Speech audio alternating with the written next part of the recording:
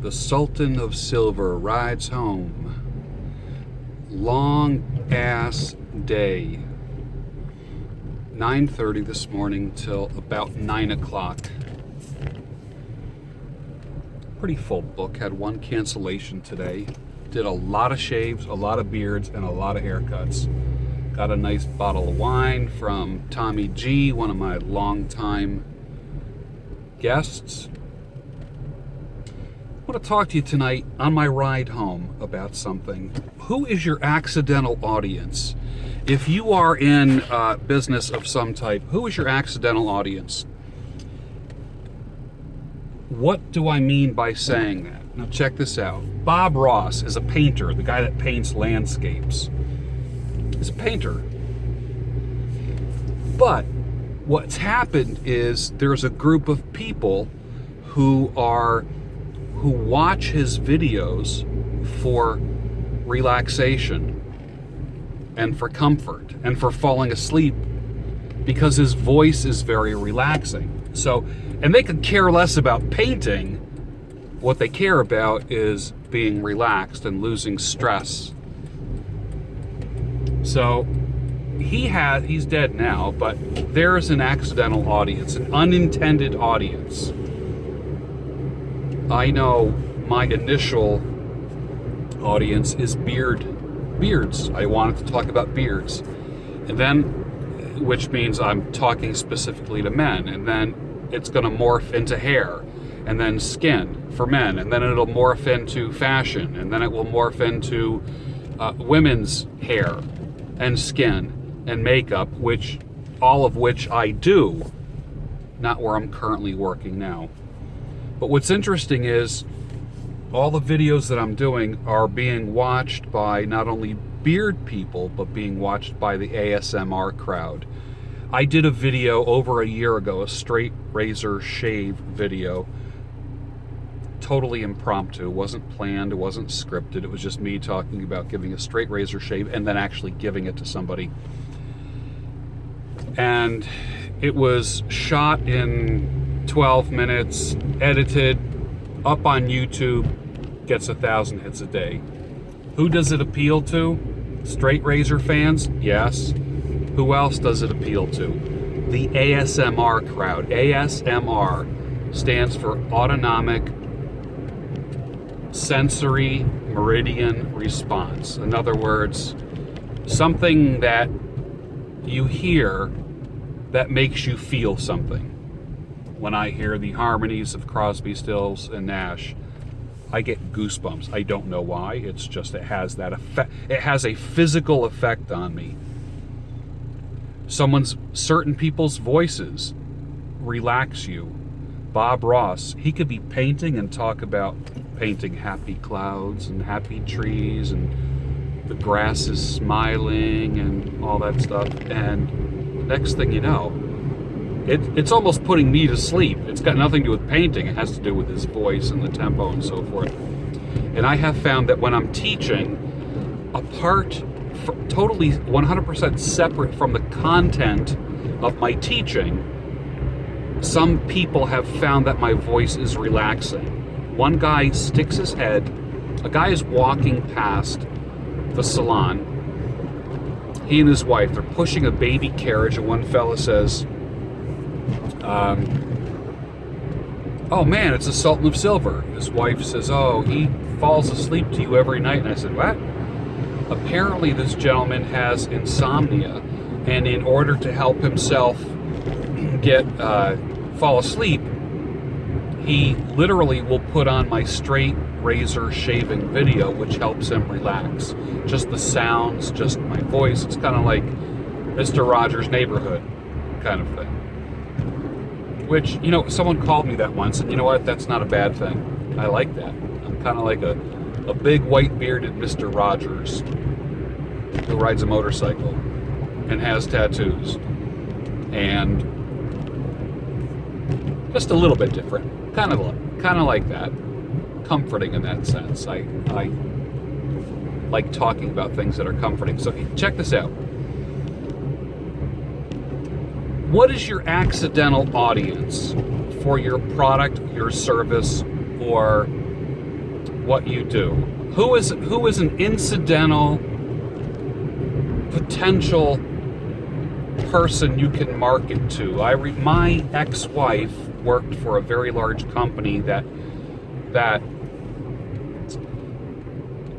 manufactured an antihypertensive medication for high blood pressure.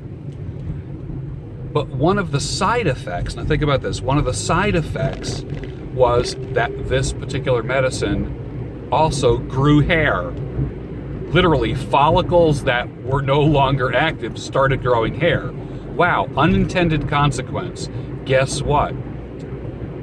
Using the same formulation, it was rebranded and also sold as a medicine that grows hair.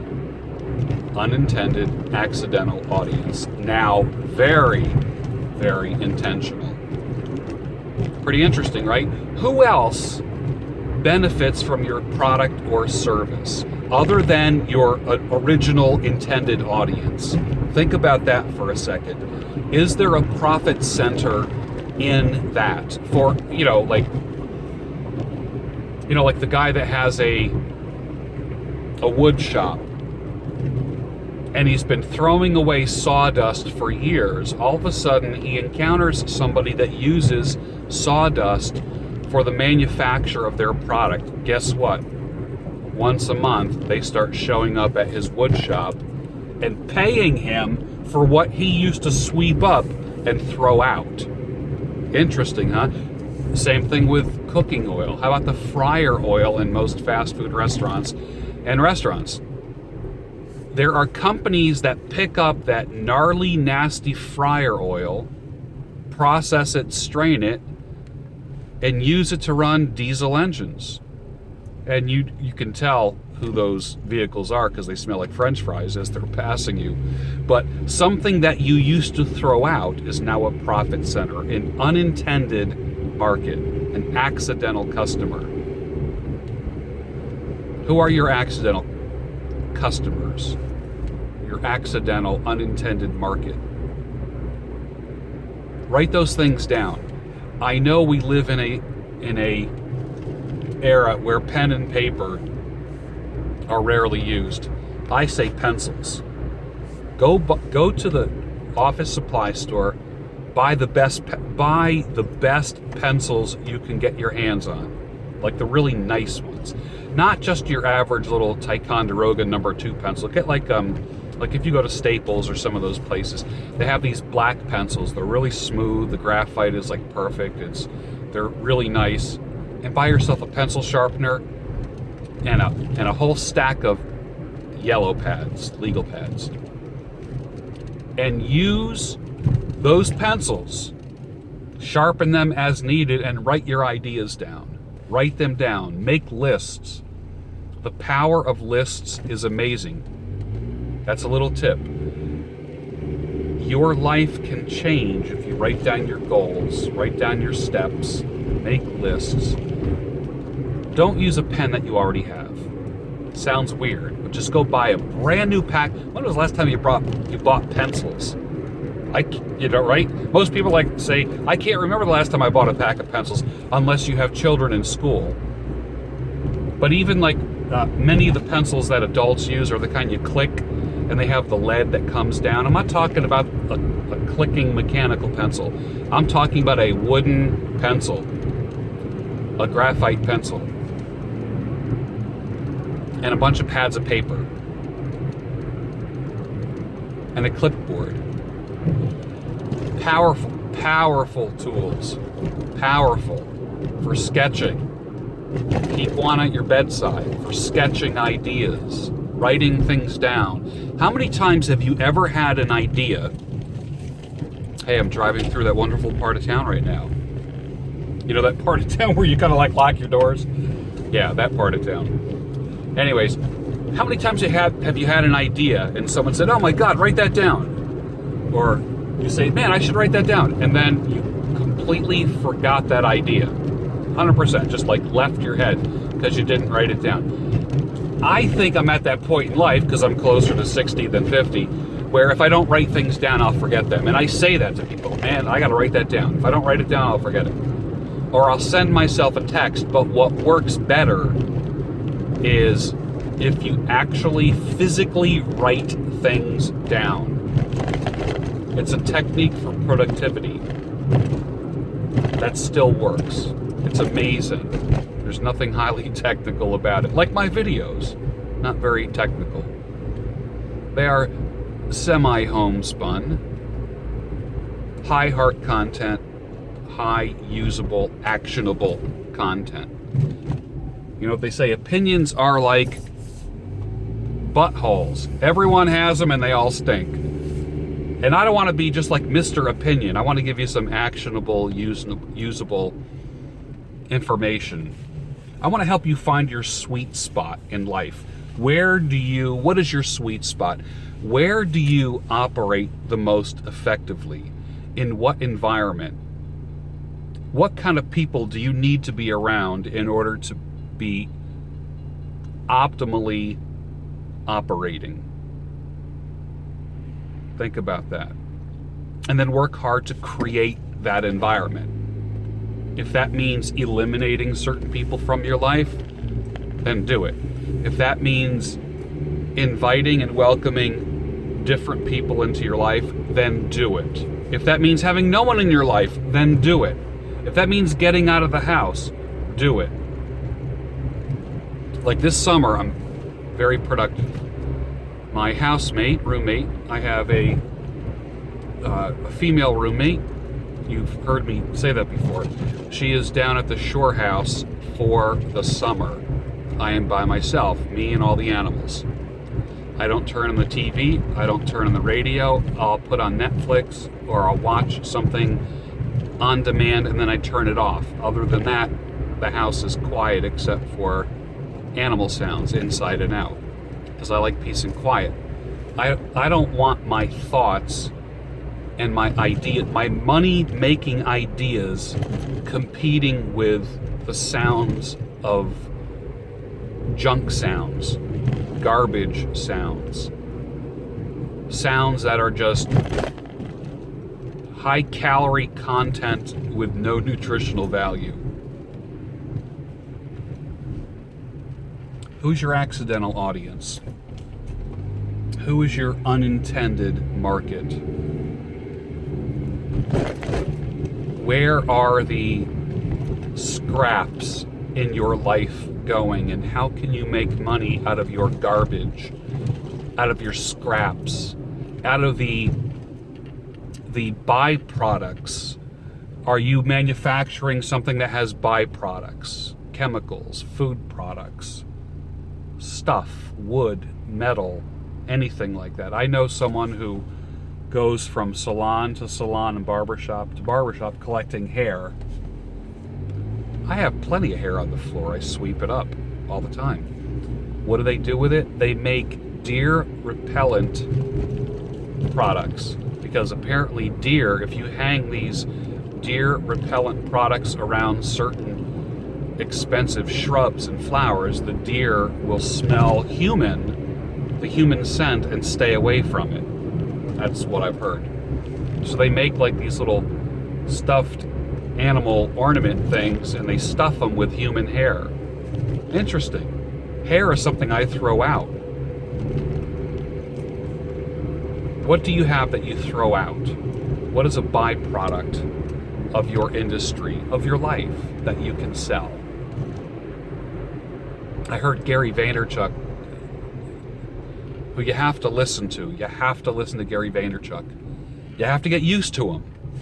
But he says everybody has from 7 p.m. to 2 a.m. available every night.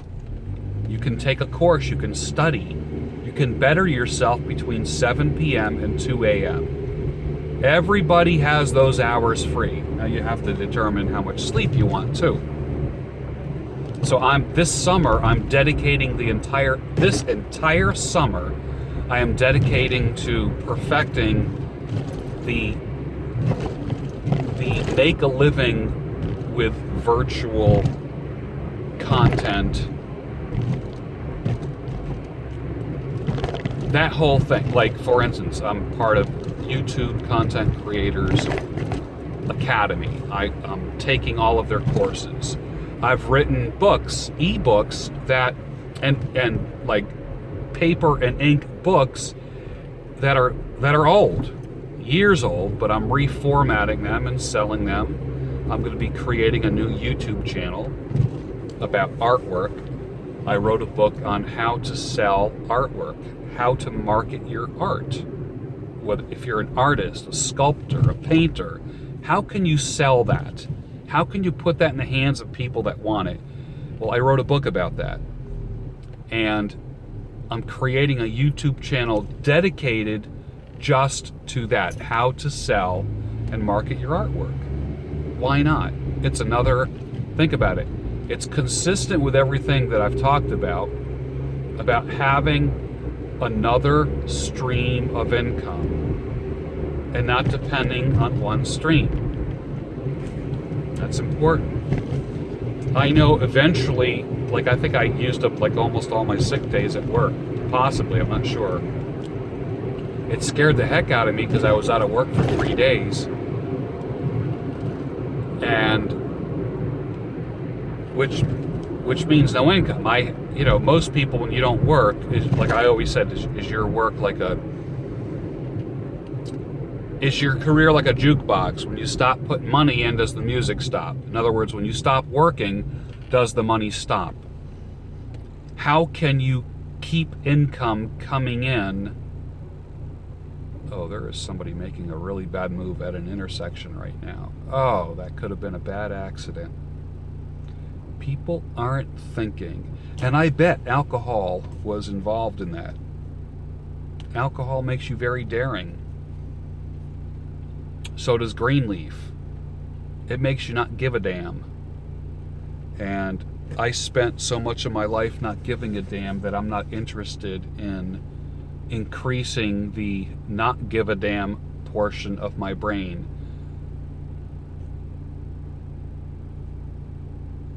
So that's what I'm doing this summer.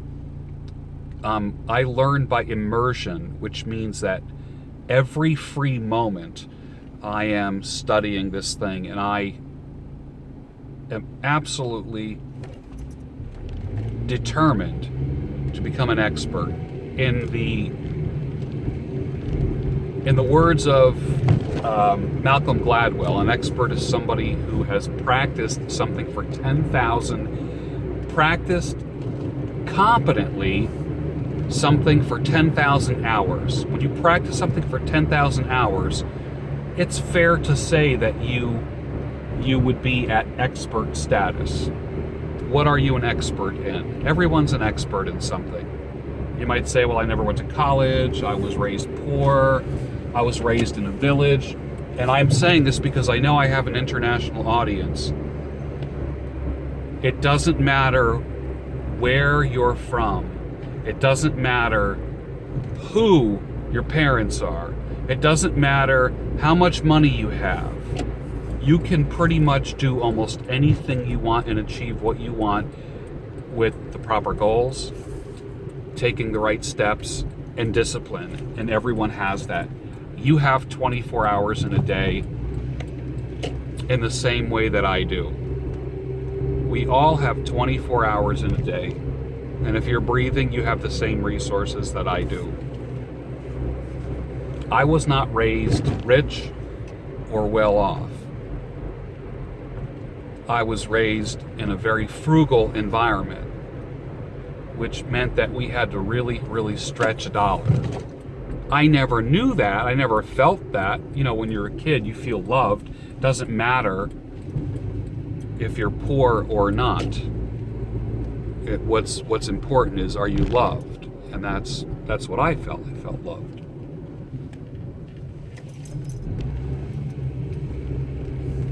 All right.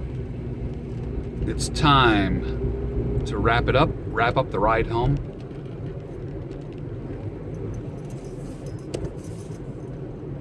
I'm going to go into a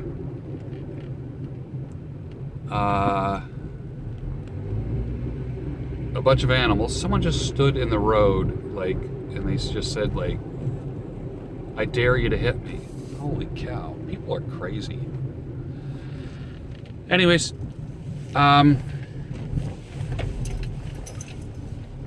I just pulled in the driveway, mothers and brothers. Hopefully I'll see you on a Beards Without Borders episode. And, there we go. Good. Turn the car off. Perfect.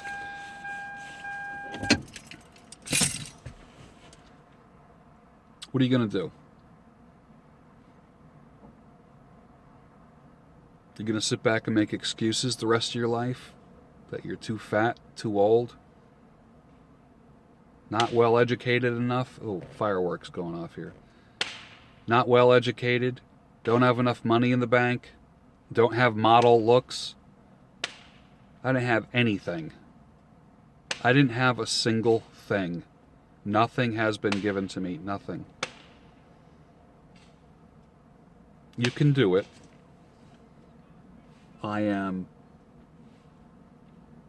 For some people, I'm thousands of miles away. For other people, I know you're in the next town over. I know that because I read your emails to me, and I appreciate every single one. You can do it, man. You can do it. You know what I tell my kids? When my kids are, when they text me, and if I have a chance to respond, I text back to my children and I say, I love you and I believe in you. And that's what I tell my kids. And that's going to empower them. I know that. They know that their dad loves them and believes in them. So whatever they want to do, they're going to accomplish. That's just how it works. I believe in you guys. I believe in you. You. Right there, you. I believe in you. And you can do it.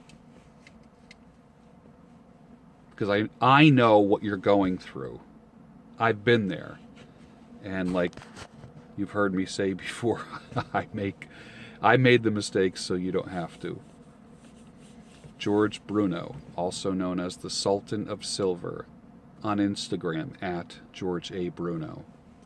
On Periscope and Twitter at George Bruno. The website, georgebruno.com. On Facebook, George Bruno Luxury Hair Experience. Don't forget to like this video. Don't hit the thumbs up, okay? Don't forget to subscribe to the channel if you're not subscribed already. And also forward this to anyone who you believe would benefit from this information, if it's helpful to them. If you know of someone who's going through something that this would help, please do that. I don't intend these videos to be entertaining as much as I want them to be helpful, and I certainly hope that they're helping everyone. It's the end of my work week. It's a long work week. I have very little energy left right now. Peace and respect to you. Good night.